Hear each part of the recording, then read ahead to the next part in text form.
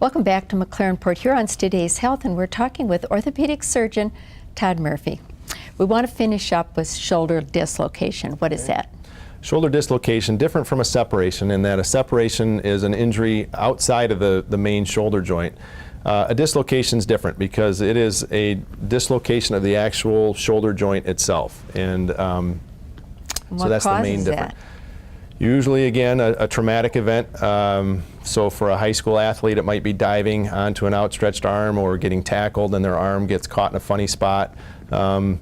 Slipping on the dock happens around here. Slipping off of a step and just kind of wildly having the shoulder come out. Occasionally it's a trauma, car accident, something of that nature. And symptoms?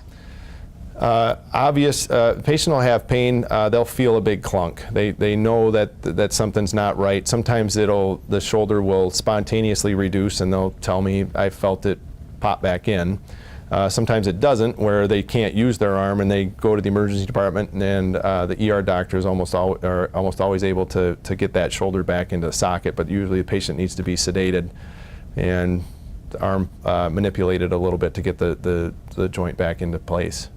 So that was my next question, treatment options, obviously. Well, the first thing is if somebody dislocates their shoulder, there's a difference between a subluxation, which is usually that patients will feel like it dislocates, but it spontaneously reduces, and then a true dislocation where it's locked. The patients will, the subluxations, they usually end up in the office with telling me that my shoulder comes out of joint. Dislocation, they come to the office and they say I had to go to the ER to have an ER doctor put it back in, and then they come in to see me with their sling on. Do you ever have to do surgery? Yep, we do, and it just a lot of the options depend on age. So somebody my age in their early 40s would the risk of a re-dislocation if I dislocated my shoulder is low. My teenage patients, their risk is through the roof. So I generally don't operate or offer an operation to a first-time dislocation. But if a kid just keeps having subsequent instability in their shoulder, then it's time, and they've gone through physical therapy and they failed that, then stabilizing their shoulder is the next option. And how do you do that?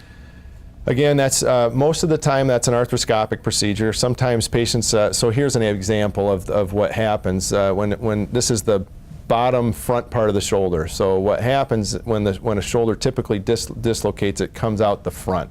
Occasionally we get somebody who dislocates posteriorly or in the back of their shoulder, but that's much, much less common. This is the most common lesion right here. This is otherwise known as a Bankart lesion, but this is the lining around the shoulder right here, and you can see a probe, and arthroscopically what I'm doing is looking straight at that injury, and here's the socket right here. So there's the cartilage on the socket in your shoulder. And so what's happened is this patient has torn that labrum away from the edge of the bone there, and this whole area becomes quite loose, and then it becomes very easy to continue to dislocate the shoulder because the soft tissue constraint just is not normal anymore. Okay. And so that's just an example of how this patient has torn their labrum around away from the bone. And then here's an example. This is the same patient after it's been repaired. So you can see these stitches, and then there's anchors that go into the bone. And what we do is we bring that labrum back to the edge so that now that tissue's been tightened up, and hopefully the shoulder doesn't dislocate anymore. So here's the ball. So that's just looking at the ball of the shoulder, the humeral head, and then the socket, and then here's the labral repair right there. And you can see these blue things are the stitches that go in to do it and to do that. Thank you so much for spending time today and giving us all this great information on shoulders. It's been my pleasure. Thank you. And thank you for joining us. If you have any questions about anything we talked about today, or if you'd like a copy of this program, if you want a physician referral, you can call us at Health Access. That's 1-800-228-1484. Or you can go to our website, mclaren.org/PHTH.